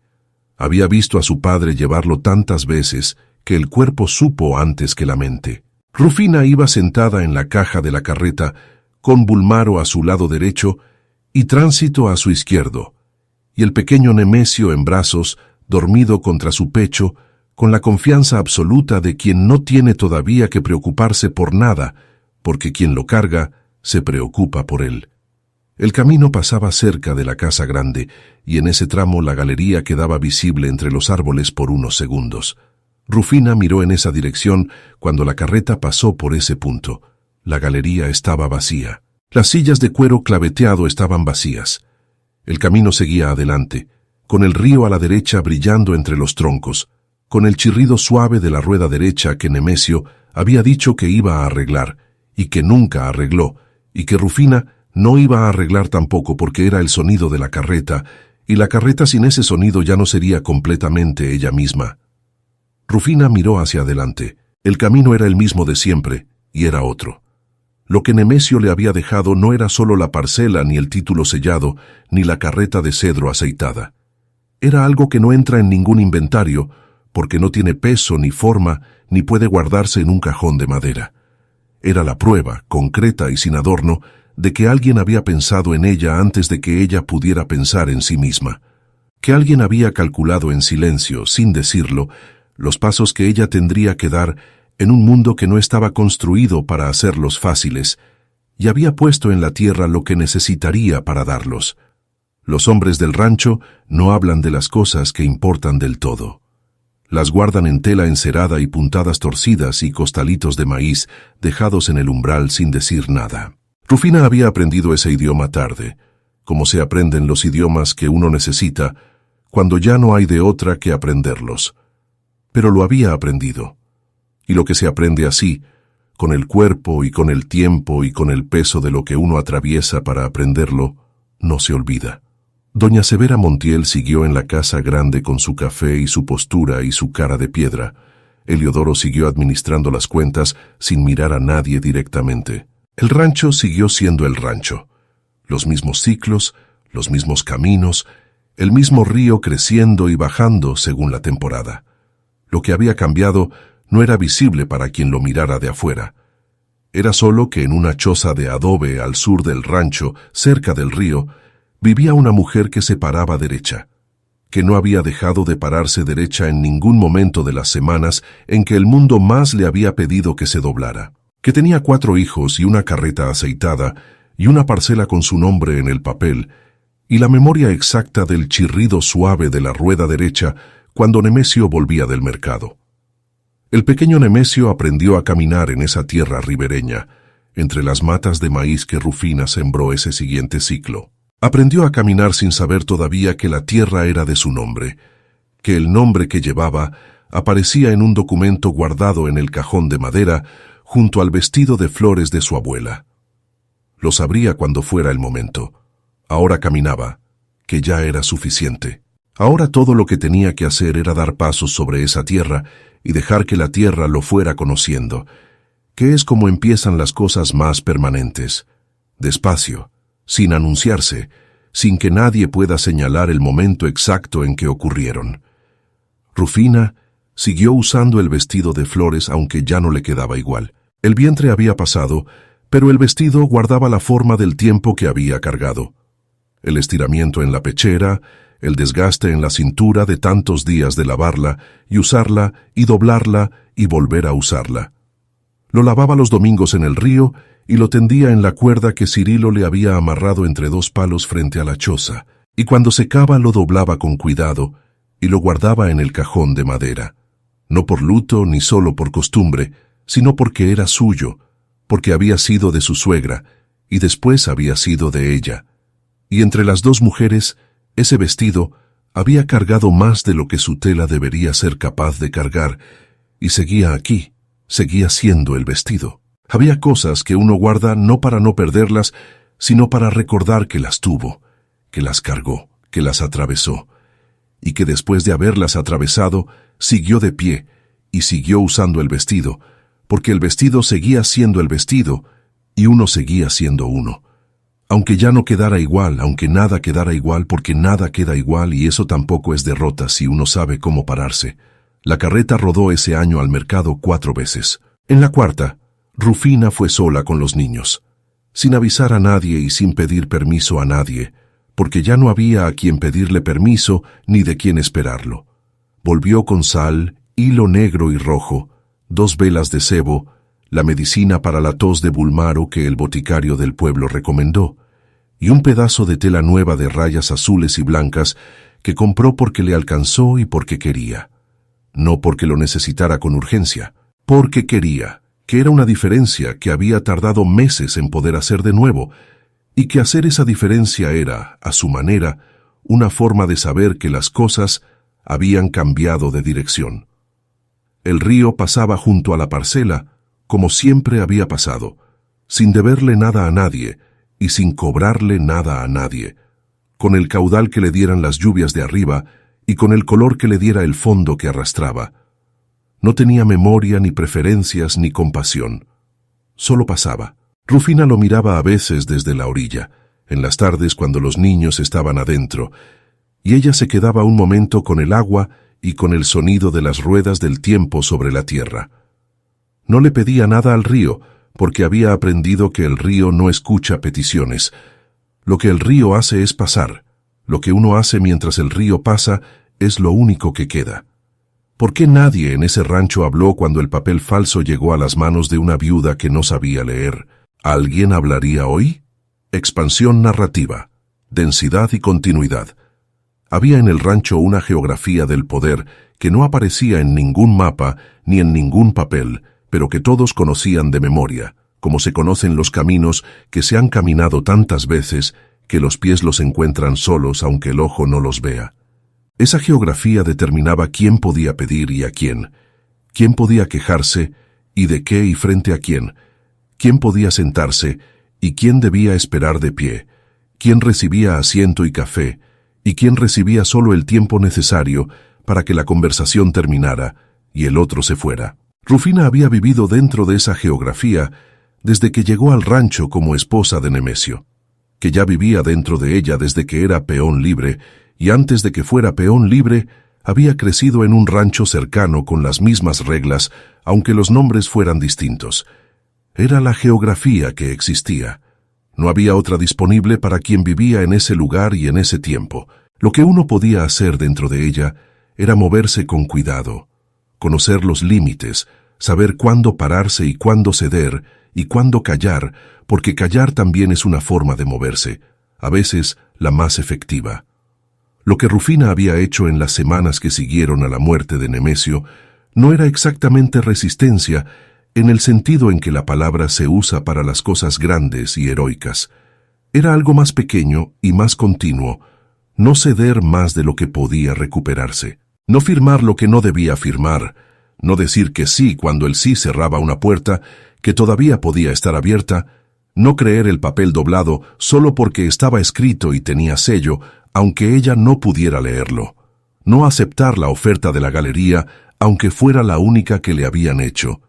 Y aunque la presión de aceptarla viniera de todos los lados al mismo tiempo.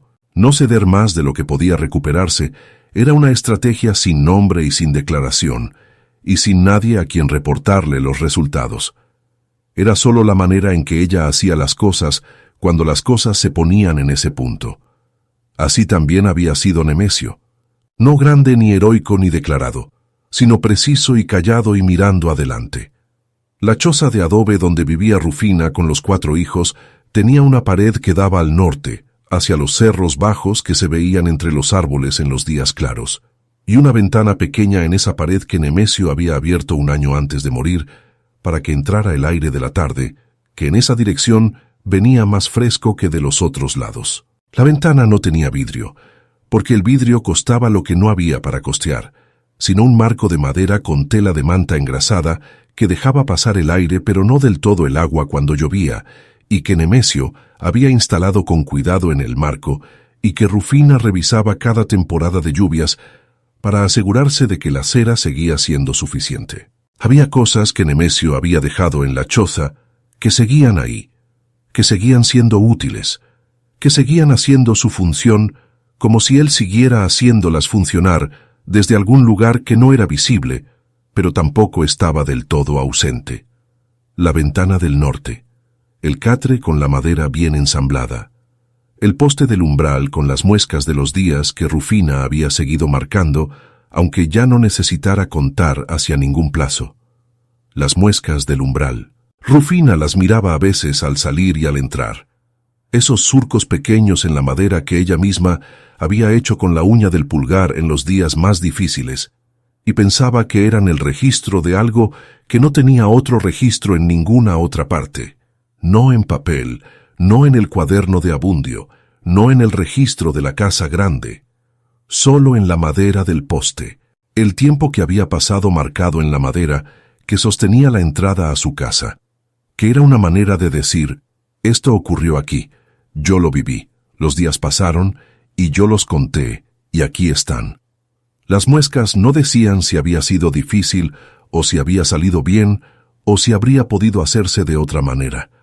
Solo decían que habían pasado y que ella había estado ahí pasándolos. Era suficiente. A veces era más que suficiente. Cirilo cumplió 10 años el mes después de que el título fue reconocido. No hubo fiesta, porque las fiestas necesitan recursos que iban a otro lado, pero Rufina le hizo un atole con piloncillo que consiguió intercambiando quelites con Celestina, y los 4 niños se lo tomaron juntos en el umbral de la choza con las piernas colgando afuera, con el pequeño Nemesio en el regazo de tránsito que lo cargaba con la seriedad de los 4 años cuando se les encomienda algo importante. Cirilo no dijo nada especial ese día, solo tomó su atole y miró el camino que pasaba frente a la choza con los ojos de alguien que ya tiene más años de los que tiene, lo cual era verdad. Rufina lo miró y pensó que el año que había pasado lo había cambiado de una manera que no sabía todavía si era buena o mala porque era demasiado pronto para saberlo, porque esas cosas se ven solo con el tiempo, cuando el tiempo ha tenido suficiente distancia para mostrar lo que hizo. Gaudencio fue uno de los primeros en venir a la choza después de que la resolución llegó. Trajo consigo una cosa pequeña que guardaba envuelta en un trapo desde hacía años. Un pedazo de tela bordada que había pertenecido a su mujer, que había muerto hacía 20 años, de una fiebre que el rancho no supo tratar a tiempo, y que él había guardado porque no había tenido a quien dársela y no había querido que se quedara con nadie que no la conociera. Rufina lo recibió con las 2 manos. No dijo nada porque no había qué decir. Gaudencio tampoco. Luego bebió el café que Rufina le preparó y habló de otras cosas. Del maíz del siguiente ciclo, de las lluvias que se veían venir por el color del cielo de las tardes, de un pájaro que había visto cerca del barranco que no reconocía y que le llamaba la atención por cómo cantaba. Cosas del mundo. cosas que seguían pasando. ¿Qué era lo que hacían? Seguir pasando. Austreberto Daza se presentó un domingo por la mañana y le dijo a Rufina, de la manera directa que era la suya, que si necesitaba manos para el siguiente ciclo, podía contar con las suyas 2 días a la semana hasta que el ciclo estuviera adelantado.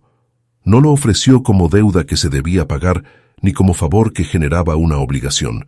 Lo ofreció como lo que era, un hombre que había conocido a Nemesio y que no veía razón de que la tierra que Nemesio había trabajado se quedara sin trabajar por falta de manos cuando él tenía manos. Rufina dijo que sí. Dijo cuándo y en qué parte de la parcela y con qué herramientas.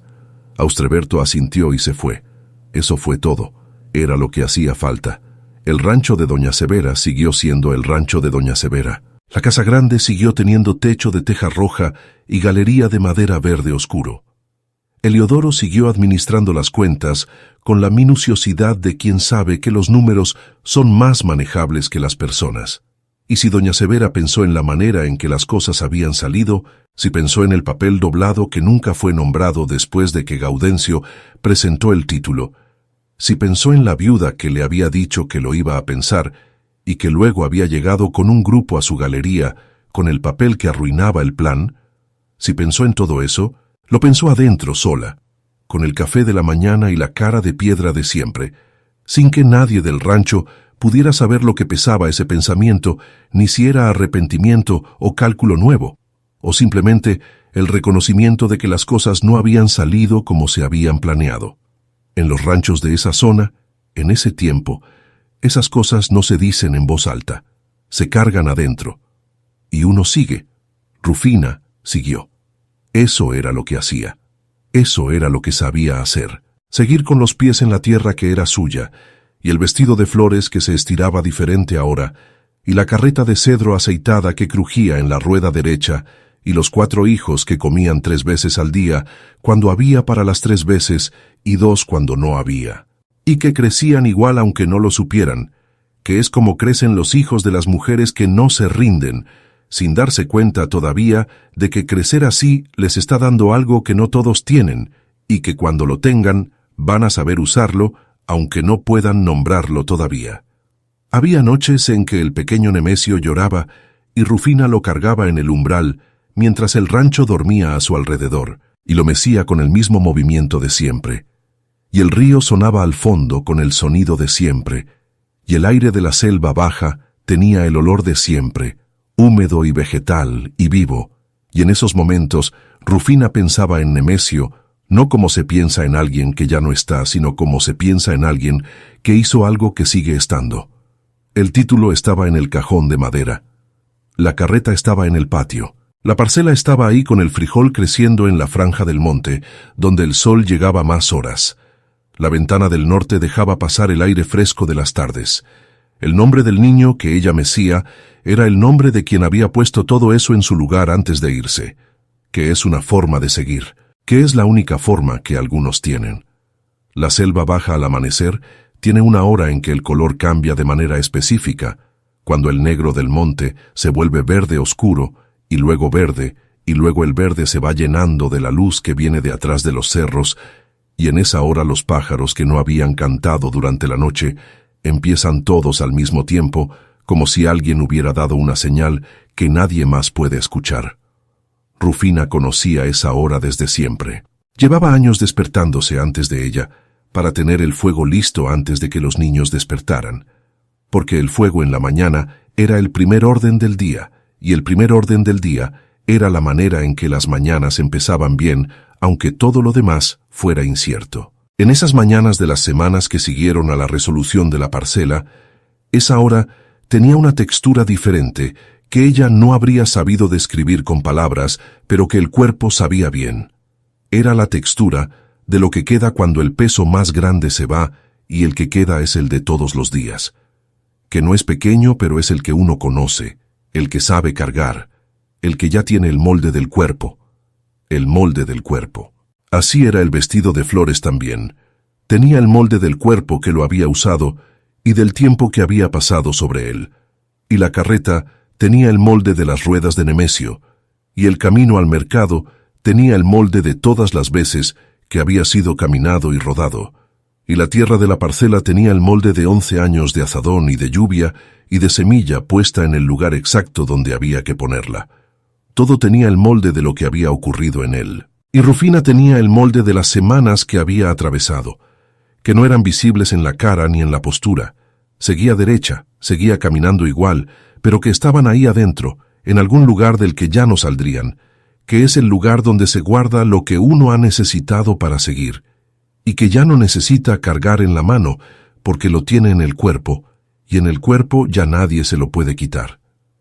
Eliodoro no volvió a la parcela después del día en que trajo la resolución. Mandó recado una vez a través de Fulgencio Ríos, preguntando si Rufina iba a querer semilla del siguiente ciclo con el descuento habitual. Rufina mandó decir que no, que tenía semilla guardada de la cosecha anterior, que era verdad parcialmente. Tenía algo de semilla guardada, y lo que no tenía lo conseguiría de otra manera, que no fuera la casa grande, porque había aprendido en las últimas semanas que la dependencia tiene una manera de convertirse en vulnerabilidad más rápido de lo que uno planea, y que reducir las dependencias una a una cuando se podía era una manera de pararse más firme con el tiempo. No todo de golpe, una a la vez, con el tiempo. Con el tiempo era como Nemesio había pensado también, con el tiempo y en silencio, y sin anunciarlo.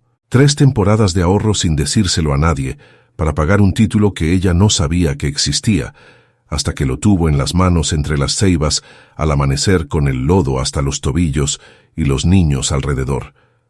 Así había pensado Nemesio, así pensaría ella también. Era el idioma que había aprendido tarde, pero que ya era suyo.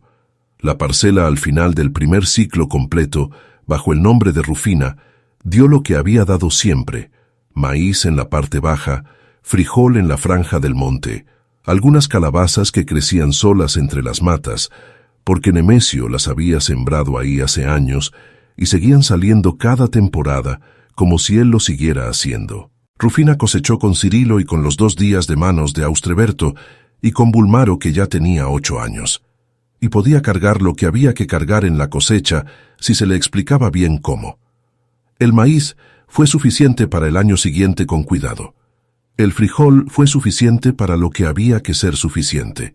Las calabazas las repartió, una para Celestina, una para Gaudencio, el resto para la choza. No porque les debiera exactamente, sino porque era la manera en que los ranchos habían funcionado siempre cuando funcionaban. Lo que uno tiene de más pasa a quien tiene de menos, y cuando el ciclo cambia, el paso va en la otra dirección, y así la cosa se sostiene porque ninguna familia sola se sostiene sin el resto. Tránsito empezó a ir al pozo con Rufina ese año. Tenía ya 5 años, y podía cargar un cántaro pequeño sin ladearse, con las 2 manos apretadas en el asa y la concentración de quien hace algo por primera vez en serio. En el camino al pozo pasaban por delante de varias casas del rancho, y las mujeres que cruzaban saludaban a Rufina y a Tránsito, a las 2, y la niña devolvía el saludo con la seriedad de los 5 años, cuando uno sabe que el saludo importa, aunque no sepa todavía explicar por qué. Rufina miraba a su hija caminar por ese camino con el cántaro pequeño en las manos, y pensaba que Tránsito crecería en ese rancho, que lo conocería con el tiempo de una manera que ella nunca había tenido tiempo de conocerlo antes de que todo se pusiera en su lugar o fuera de él, y que lo que Tránsito supiera de ese lugar lo sabría caminando por él con el cántaro en las manos y los ojos abiertos, que es como se aprende lo que importa. Bulmaro fue el que descubrió que la gallina vieja que quedaba había vuelto a poner. Llegó corriendo a la choza un martes con el huevo en las manos, con cuidado de no apretarlo con la cara de quien trae una noticia importante. Rufina lo miró a él y luego el huevo, y dijo que muy bien, que lo dejara en el cajón al lado del metate. Bulmaro lo dejó con el mismo cuidado con que lo había traído. Luego se fue afuera de nuevo a hacer lo que había estado haciendo antes de encontrar el huevo. Era un niño que volvía a sus cosas, que es una buena señal en un niño. Que las cosas sigan siendo las cosas, que la vida siga siendo la vida, que un huevo sea una buena noticia y que después de traerlo uno pueda seguir con lo que estaba haciendo. Eso también era algo que Rufina había querido darle a sus hijos en esas semanas y que no sabía del todo si había logrado. Que las cosas cotidianas siguieran siendo cotidianas aunque todo lo demás estuviera en el aire. Hubo un momento, varias semanas después de que la resolución llegó, y ya había una tranquilidad nueva, aunque no completa en la choza, en que Rufina fue a buscar a Gaudencio, no para pedirle que leyera nada, sino solo para estar un rato en la choza del viejo con las plantas de tomate silvestre alrededor. Llevó a Tránsito, que se sentó afuera con las plantas, y les habló como si las plantas pudieran escucharla, que a los 5 años todavía puede ser verdad. Gaudencio y Rufina tomaron café en silencio la mayor parte del tiempo. El café era malo, hecho con lo que había, pero era café y era caliente y era suficiente. A la mitad Gaudencio le dijo, sin mirarla, con la vista puesta en algún punto medio entre él y la pared de enfrente, que Nemesio era buen hombre. Solo eso. Rufina dijo que sí. Y no dijeron más porque no había que decir más, porque a veces lo que importa se dice en una frase, y lo que queda después de la frase es el peso real de lo que se dijo, y ese peso no necesita más palabras, sino solo el silencio que lo sostenga. Así era esa zona, así era ese tiempo. Las cosas importantes se decían en poco y se cargaban en mucho. Las injusticias no siempre se nombraban porque nombrarlas costaba, pero eso no quería decir que no existieran, ni que las personas que las vivían no supieran con exactitud lo que eran. Rufina sabía con exactitud lo que había sido el papel doblado y la firma falsa, y el tendajón sin sal, y los saludos que se fueron haciendo más cortos, y el recado que fue de boca en boca para que nadie ayudara. Sabía quién había dado el paso al lado y quién no. Sabía qué había sido la oferta de la galería. No generosidad, sino la forma más cómoda de resolver un dato inconveniente. Lo sabía todo con la claridad de quien lo ha vivido de cerca y sin adorno. Y seguía viviendo en ese rancho porque era el rancho donde estaba su tierra y sus hijos, y la memoria de Nemesio, y el chirrido de la rueda derecha de la carreta. Uno no se va de los lugares que son suyos, solo porque los lugares sean difíciles. Uno aprende a moverse dentro de ellos de una manera diferente. Eso era lo que Rufina sabía hacer, ahora que no había sabido hacer antes, o que había sabido, pero no con esta precisión, no con este conocimiento exacto de dónde estaban los límites y quién los sostenía y qué había del otro lado cuando uno no cedía. El río bajó con la temporada de secas y dejó ver las piedras del cauce que en creciente no se veían. Piedras grises y negras, lisas por el agua de años, algunas con musgo verde en el lado donde el sol no llegaba bien. Rufina las conocía de haberlas visto cada temporada de secas desde que llegó al rancho. Eran parte del orden de las cosas que volvían. Las piedras en la temporada seca, el agua cubriéndolas en la creciente, los pájaros de paso en cierta época del año, el frío de madrugada en otra. Dentro de ese orden que volvía siempre existía también el orden que ella había construido y seguía construyendo. La parcela sembrada, la carreta aceitada, el título en el cajón de madera, los 4 hijos que crecían en esa tierra y que un día la conocerían de una manera que ella todavía estaba aprendiendo a conocerla. Dentro de ese orden era donde Rufina vivía, no fuera de la dificultad, ni fuera de la injusticia, ni en un lugar donde las cosas hubieran salido de otra manera. Dentro, con lo que había, con lo que quedaba, con lo que Nemesio había puesto en la tierra para que ella lo encontrara cuando lo necesitara, con la postura derecha que era lo único que nunca había perdido y que era también, a su manera, todo. Cirilo cumplió 10 años en diciembre. Rufina no tenía dinero para nada especial, pero le hizo atole de guayaba, porque era lo que él pedía desde que era pequeño, y le dejó quedarse despierto hasta que apagaron el candil, que fue cuando el pequeño Nemesio se quedó dormido sobre el petate y había que cubrirlo antes de que se enfriara la noche. Cirilo aprovechó esa media hora de silencio para preguntarle a su madre si él iba a poder seguir llevando la carreta al mercado cuando creciera más. Rufina le dijo que sí, que la carreta era de la familia y que la familia era de él también. Cirilo no preguntó más. Se quedó un momento mirando el techo de palma y luego dijo que quería aprender a escribir su nombre. Rufina le dijo que Gaudencio se lo enseñaría si ella le llevaba un manojo de hierba santa de su parte. Cirilo asintió como si fuera un trato de hombre a hombre, y Rufina pensó que Nemesio habría hecho exactamente ese mismo gesto, con ese mismo seriedad cuando tenía 9 años, porque los hijos a veces hacen los gestos de los padres sin haberlos visto nunca, y eso es una cosa que no se puede explicar pero que se reconoce cuando ocurre. Bulmaro había aprendido a cuidar los pollos con una dedicación que a Rufina le parecía excesiva y también entrañable. Les había puesto nombres a 4 de ellos, lo cual era un problema práctico, porque cuando había que usar uno para el caldo, él negociaba con su madre durante días para que usara otro. Rufina cedía a veces porque la energía que gastaba en la negociación no valía el caldo, y a veces no cedía porque había que comer y los pollos existían para eso también. Bulmaro aceptaba las derrotas con dignidad, guardaba silencio un día y luego seguía igual, como si cada vez fuera la primera vez y el resultado anterior no hubiera ocurrido. Rufina pensaba que ese optimismo repetido era un don raro y que ojalá le durara. Tránsito, que ya tenía 5 años, había desarrollado la costumbre de ir al pozo antes que nadie. Se levantaba en la oscuridad sin hacer ruido y cargaba el cántaro pequeño hasta el pozo y volvía antes de que los demás despertaran. Rufina no supo cuándo empezó esa costumbre. Un día simplemente estaba, como están las costumbres que nadie decreta pero que se instalan solas en las familias y se vuelven parte del tejido de los días.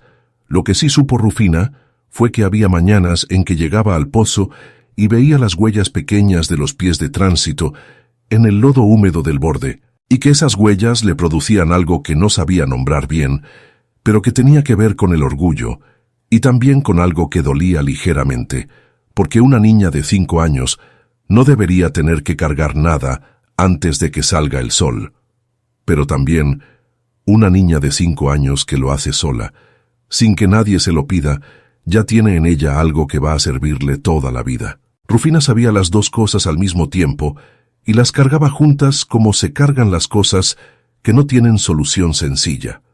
El pequeño Nemesio había empezado a caminar con una determinación que hacía reír. Iba de un lado a otro de la choza con los brazos extendidos para equilibrarse, cayendo y levantándose sin llorar, mirando el suelo con una concentración absoluta, como si el acto de caminar fuera la cosa más seria del mundo. Rufina lo observaba desde donde estaba, y pensaba en el nombre que le había puesto, y en lo que significaba poner un nombre. No solo llamar a alguien, sino también decirle quién fue el que vino antes y qué dejó, y por qué vale la pena saber eso.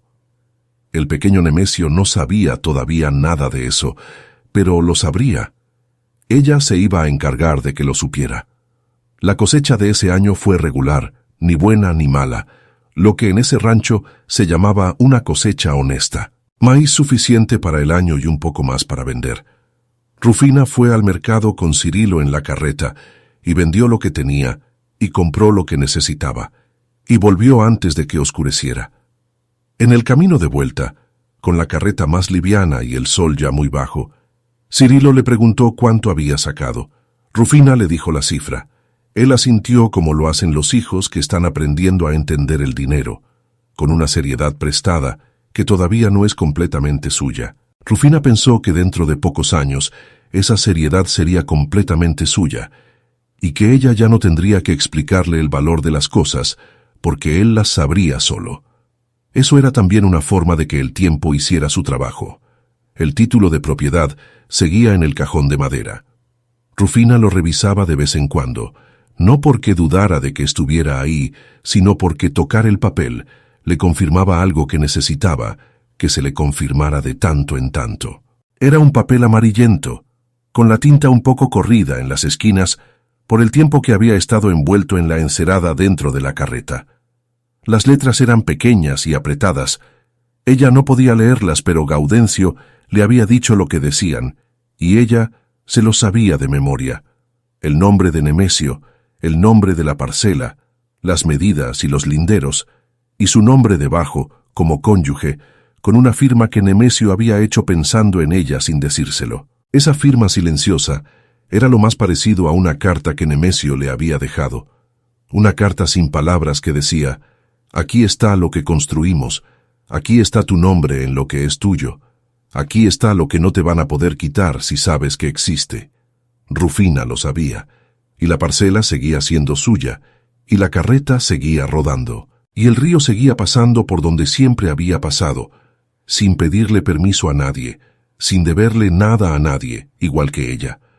¿Por qué nadie en ese rancho habló cuando el papel falso llegó a las manos de una viuda que no sabía leer? ¿Alguien hablaría hoy?